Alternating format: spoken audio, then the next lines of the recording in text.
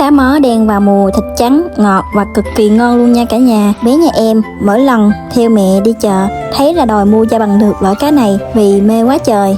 Cá mó rất tiện, không cần đánh vảy, chỉ cần làm sạch rồi đem chiên là được. Nhà em thường chỉ ướp đơn giản với nước mắm và một chút bột ngọt là đủ ngon rồi. Khi chiên, anh chị nhớ cho nhiều dầu và đợi dầu thật nóng rồi mới thả cá vào. Làm vậy da cá sẽ không giòn giụm, còn thịt bên trong vẫn trắng, dai và ngọt. Ngoài chiên ra, cá mó còn nấu canh rất ngon. Em hay nấu canh hành phớt với cà hành ngò, nước canh ngọt thanh, ăn với chén nước mắm ớt là hết sảy luôn. Còn mấy bé nhà em mê món này lắm, mỗi bữa có thể ăn cả chục con vì cá mó nhỏ, thịt thơm không bị ngấy. Nhà em cũng có bán cá mó tươi, làm sạch sẵn, cá được sơ chế, hút chân không và cấp đông ngay sau khi làm để giữ được độ tươi. Chị nào mà ở tỉnh gần Phan Thiết muốn ăn cá tươi thì inbox em nha.